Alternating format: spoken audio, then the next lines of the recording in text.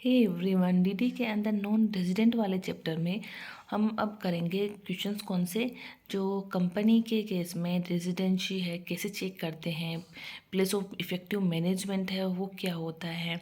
तो और उस प्लेस ऑफ इफ़ेक्टिव मैनेजमेंट के लिए हम एक्टिव बिजनेस है आउटसाइड इंडिया वाला टेस्ट चेक करेंगे। ऐसे करके हम वो रेजिडेंट है या नॉन रेजिडेंट है ये हम चेक करेंगे। सो ये देखो मेन कि अगर इंडियन कंपनी हुई कोई भी कंपनी तो वो तो वैसे ही रेजिडेंट हो गई ना, और अगर फॉरेन कंपनी होती है तो उस केस में हम ये सारी कंडीशंस देखते हैं। तो फॉरेन कंपनी केस में अगर प्लेस ऑफ इफेक्टिव मैनेजमेंट अगर इंडिया में हुआ देन तो वो रेजिडेंट हो जाएगी, और अगर place of effective management outside India हुआ तो वो हो जाएगी नॉन रेजिडेंट। अब हम ये देखेंगे कि प्लेस ऑफ इफेक्टिव मैनेजमेंट है वो कैसे चेक करेंगे। तो इसका मैंने एक अलग से वीडियो बनाया है, तो वो कंसेप्ट वाला वीडियो अलग से है, मैं यहाँ पे क्वेश्चंस करवाऊंगी आपको।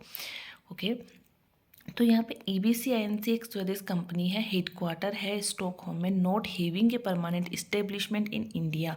उसका जो है फॉरेन जो कंपनी है उसका परमानेंट इस्टेब्लिशमेंट है इंडिया में नहीं है, and he setup a liaison office in Mumbai in April 2021 in complies with RBI guideline to look after its day to day business operation in India.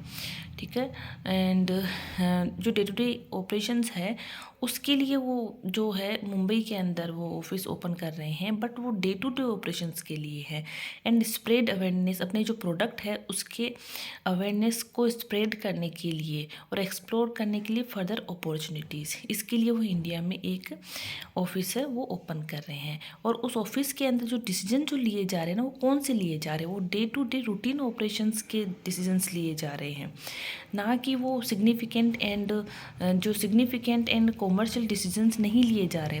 तो हम जब इफ़ेक्टिव मैनेजमेंट वाला देखते हैं प्लेस ऑफ इफ़ेक्टिव मैनेजमेंट, तो उसमें साफ साफ लिखा हुआ है कि जिस प्लेस पे उस कंपनी के इफ़ेक्टिव मैनेजमेंट और सिग्निफिकेंट जो मैनेजमेंट के डिसीजंस होते हैं ना लिए जाते हैं जिस प्लेस पे, तो वो होता है प्लेस ऑफ इफेक्टिव मैनेजमेंट। सो यहाँ पे डे टू डे रूटीन वाले हैं।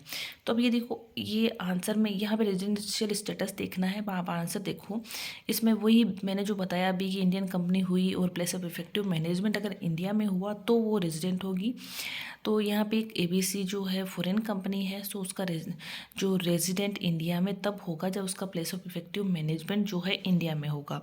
अब यहाँ पे उन्होंने प्लेस ऑफ इफेक्टिव मैनेजमेंट की उन मीनिंग बता दिया कि ऐसा प्लेस जहाँ पे मैनेजमेंट एंड कॉमर्शियल डिसीजंस है जो बिजनेस को कंडक्ट करने के लिए नेसेसरी हो एंटिटी को कंडक्ट करने के लिए, तो वो जो डिसीजंस जहाँ जिस जगह लिए जाते हैं उस जगह को प्लेस ऑफ इफेक्टिव मैनेजमेंट कहा जाएगा। सो ये देखो कि यहाँ पे जो बोल्ड किया हुआ है ब्लैक में, ये देखो place of effective management for the 21-22 is not in India since the significant management and commercial decisions are made by board of director outside India है वो, ठीक है, इंडिया में नहीं है।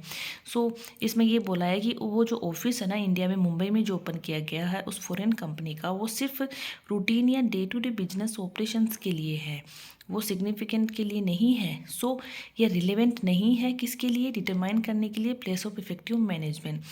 Hence, ABCINC being a foreign company is a non-resident for the assessment year 2022-23 because इसका जो place of effective management है वो आउटसाइड इंडिया है।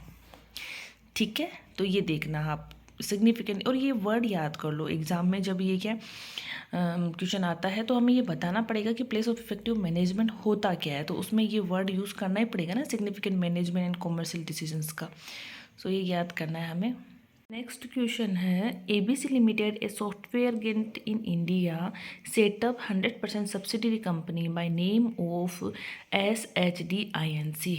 ठीक है, स्विट्जरलैंड में है। कब इस्टेब्लिश करी है जो सब्सिडरी कंपनी है वो स्विट्जरलैंड में 1 अप्रैल 2021। ओके, ये बोलना चाहता है कि ABC लिमिटेड जो है सॉफ्टवेयर गेंट जो है इन इंडिया में है, और ये जो इसकी सब्सिडरी जो कंपनी है सेटअप है 100% सब्सिडरी कंपनी किसके नाम से, SHDINC जो स्विट्जरलैंड में है। सब्सिडरी कंपनी जो SHD है मेनली इंगेज इन सॉफ्टवेयर किसमें, सॉफ्टवेयर सर्विसेज में, हार्डवेयर में, डेटा बैकअप में, इनमें ये काम करती है। तो स्विट्जरलैंड में करती है, स्वीडन में करती है, एंड इंडिया में करती है। इनकी इन्फॉर्मेशन दी हुई है हमें 21-22 की। किसकी दी हुई है, ये जो सब्सिडरी कंपनी उसकी दी हुई है। तो अब हम इसमें प्लेस ऑफ इफेक्टिव मैनेजमेंट देखेंगे। तो इसमें देखो टोटल एसेट दे दी, नहीं सॉरी, वैल्यू ऑफ एसेट दे दी तीनों के अंदर, इंडिया में भी स्विट्जरलैंड में भी, इनमें दे दी। नंबर ऑफ एम्प्लॉयज़ दे दिए तीनों जगह पे, पेरोल एक्सपेंडिचर दे दिए, इन टोटल एग्रीगेट इनकम दे दी। तो इसमें हमने एक्टिव बिजनेस आउटसाइड इंडिया जब हम देखते हैं तो उसमें ये चारों चीज़ें काम आएगी। तो इसमें ये होता है कि इंडिया का जो टोटल में से इंडिया का जो पार्ट है वो 50% से कम होना चाहिए, तब वो आउटसाइड इंडिया होगा। फिर आगे एक और condition, active business test pass होने के बाद में वो कंडीशन जैसे ही चेक करेंगे वो पास हो जाएगी, फिर क्या हो जाएगा, फिर वो एनआर हो जाएगी ये कंपनी जो है। हम जो दी हुई है ना उसका ब्रेकअप दिया हुआ है यहाँ पे। 28 करोड़ जो है वो किस ट्रांजेक्शन से है, जहाँ पे परचेज तो है एसोसिएट से की हुई है, सोल्ड किया हुआ है नॉन एसोसिएट को। तो इसमें ये पैसिव जब इनकम हम कैलकुलेट करेंगे ना तो उसमें काम आएगी। फिर 24 करोड़ है वो ट्रांजेक्शन, वो परचेज भी एंड सेल्स भी दोनों ही एसोसिएट से एंटरप्राइजेज से की गई है, ये पैसिव में आ जाएगा। फिर 16 करोड़ है वो किससे है, परचेज तो है नॉन एसोसिएट से एंड सोल्ड किया है टू एसोसिएट को। एंड 8 करोड़ है by way of income from capital gain on trading of share, ये भी पैसिव में आएगा। 4 करोड़ जो है इंटरेस्ट फ्रॉम नॉन एसोसिएट से, ये भी आ जाएगा। फिर एक बोर्ड मीटिंग दी हुई है, टोटल 5 बोर्ड मीटिंग जो हुई थी वो 2 तो इंडिया में हुई, 1 स्वीडन में, 2 हुई स्विट्जरलैंड में। सो अब पूरी इन्फॉर्मेशन को देखते हुए डिटरमाइन करना residential status of the SSDINC, ठीक है। अब पोएम के ना वो प्रोविज़न अप्लाई करने हैं। तो यहाँ पे देखो इन्होंने खुद ने आंसर में ये जो पोएम है ना, इसमें active business outside India for the poem, ये 4 जो कंडीशन ना इन्होंने खुद ने भी दे दी कि पैसिव इनकम जो है ना वो not more than 50% of total income, ठीक है, नहीं होना चाहिए।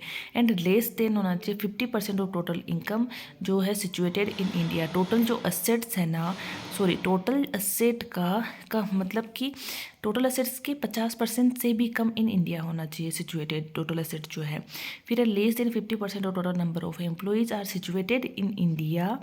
इन इंडिया जो है टोटल नंबर ऑफ एम्प्लॉयज़ का 50% से भी कम इंडिया में होना चाहिए। और पेरोल एक्सपेंडिचर के केस में भी सेम वही है, less than 50% of total payroll expenditure in India, ठीक है। अब हम ये मतलब ये चारों कंडीशन अब चेक करो। तो पहली कंडीशन देखो, पैसिव इनकम जो है ना SSD की should not be more than 50% of total income. अब टोटल इनकम यहाँ पे आप करो तो ये टोटल जो इनकम है ये हमें 80 करोड़ दी हुई है। अब हमें करना है पैसिव इनकम है। तो पैसिव इनकम जो है वो जो एसोसिएट एंटरप्राइजेस से परचेज किया, एसोसिएट एंटरप्राइजेस को सोल्ड किया है, कोई भी ट्रांजैक्शन किया उनके साथ में, वो पैसिव में आएगा। फिर उसके बाद में इनकम हो, कैपिटल गेन से हो तो वो आ जाएगा, और कोई इंटरेस्ट वगैरह हो तो वो आ जाएगा। तो यहाँ पे हमारे पास में जो दिया हुआ है वो 3 ट्रांजैक्शन दिए हुए जो पैसिव इनकम में होंगे, जिसमें से पहला जो होगा वो होगा इनकम जो है किस ट्रांजैक्शन से हुई है, जो परचेज एंड सेल दोनों ही एसोसिएट से किया है 24 करोड़ का, वो क्वेश्चन में दिया है, मैंने आपको पहले ही बता दिया था। फिर जो कैपिटल गेन और इंटरेस्ट है 8 करोड़ 4 करोड़ का, तो ये टोटल हो गई पैसिव इनकम जो है वो 36 करोड़ की। अब हम परसेंटेज निकालेंगे 36 करोड़ की 80 करोड़ पे, तो 45% हो गई। सो ये जो 45 तो not more than 50% of total income है, सो फर्स्ट कंडीशन हमारी सेटिस्फाई होगी। तो ये मैं आपको वापस दिखा देती हूँ कौन से देखो, ये जो 28 करोड़ है ये परचेज तो एसोसिएट से करी है लेकिन सोल्ड करी है नॉन एसोसिएट को, तो ये नहीं आएगी पैसिव में। यहाँ पे 24 करोड़ है वो परचेज एंड सेल दोनों ही एसोसिएट से करी है, तो ये आएगी। 16 करोड़ जो है वो परचेज नॉन एसोसिएट से एंड सोल्ड करी है टू एसोसिएट को, ये नहीं आएगी। फिर 8 करोड़ है वो कैपिटल गेन है, 4 करोड़ है इंटरेस्ट है, ये आ जाएगा। तो ये 3 जैसे ही करते हैं तो ये 45% होगा ना टोटल उसका इनकम का। तो फर्स्ट कंडीशन सेटिस्फाई हो गई इनकम वाली। अब सेकंड कंडीशन है टोटल एसेट वाली। सो इसमें देखो कि टोटल जो एसेट है वो कर लो। मैंने पहले टेबल में आपको टोटल एसेट है वो मैंने आपको बता दी थी। देखो ये टोटल एसेट जो है 24, 12 एंड 24, इसका आप टोटल करोगे। और जो इंडिया की, मैं अब देखो आपको पहले बताती हूँ, इंडिया कितनी है 24, ठीक है। तो 24 करोड़ इंडिया की है और इनका टोटल करने पे 60 करोड़ है। तो 24 जो है करोड़ का 60 करोड़ पे परसेंटेज निकालो तो 40%, ये less than 50% of total asset हुई नहीं हुई, हो गई। तो हमारा जो active business outside India test second भी सेटिस्फाई हो गया। थर्ड केस है वो है कि टोटल जो नंबर ऑफ़ एम्प्लॉयज़ है उसका 50% से भी लेस है वो इंडिया में वो होना चाहिए, ठीक है, इंडिया के होने चाहिए। तो नंबर ऑफ़ एम्प्लॉयज़ जो है ये देखो, नंबर ऑफ़ एम्प्लॉयज़ है 30,000, 10 एंड 28,000 टोटल करोगे और इंडिया की है 28,000। अब 28,000 का है, हम निकालेंगे 28,000 का टोटल 68,000 पे परसेंटेज आता है 41.176, जो लेस देन है 50% से। तो थर्ड कंडीशन जो है वो भी सेटिस्फाई हो जाएगी। फोर्थ कंडीशन है पेरोल एक्सपेंडिचर का, ठीक है। तो पेरोल एक्सपेंडिचर का भी 50% ऑफ टोटल पेरोल एक्सपेंडिचर से लेस होना चाहिए। तो उसमें टेबल में दिया हुआ है इंडिया के अंदर जो एक्सपेंडिचर है पेरोल 5.40 करोड़ और टोटल अगर करते हैं हम 12 करोड़, तो इसका परसेंटेज निकालेंगे तो 45%, जो 50% से लेस हुआ ना। तो अब ये फोर्थ कंडीशन भी जो है active business outside India test की सेटिस्फाई हो गई। सो अब चारों कंडीशन को देखते हुए जो एसएसटी जो आईएनसी है उसका जो active business outside India test जो है वो पास हो गया। अब मैंने सेकंड कंडीशन इसमें बताई थी बोर्ड मीटिंग वाली, कि जो बोर्ड मीटिंग टोटल की गई है उसका जो मेजोरिटी जो बोर्ड मीटिंग है वो आउटसाइड इंडिया होना चाहिए। तो टोटल जो बोर्ड मीटिंग है वो दी हुई है क्वेश्चन में, 5 टोटल बोर्ड मीटिंग हुई है, जिसमें जो इंडिया है मतलब जो आउटसाइड इंडिया है वो कितनी है, मैं ये देखती हूँ, रुको, है ना। तो यहाँ पे रुको, यहाँ पे देखो टोटल 5 बोर्ड मीटिंग हुई है, जिसमें से 2 इंडिया में हुई है, 1 स्वीडन में हुई है, 2 वहाँ हुई है। तो मेजोरिटी कितनी हो गई आउटसाइड इंडिया, 3 हो गई। तो मेजोरिटी हो गई ना 3 वाली, तो ये जो 3 है out of 5 were held outside India. So place of effective management of SSGINC would be outside India. देखो दोनों कंडीशन सेटिस्फाई हो गई है, हमारी एक्टिव बिजनेस आउटसाइड इंडिया भी सेटिस्फाई हो गया, बोर्ड मीटिंग भी बाहर हो रही है, तो वो रेजिडेंट तो होगा ही नहीं ना, वो हो जाएगा नॉन रेजिडेंट। जो ये जो कंपनी जो है ये फॉरेन कंपनी, ये नॉन रेजिडेंट हो जाएगी 21-22 के लिए। ओके, ये क्वेश्चन ऐसे हम करेंगे।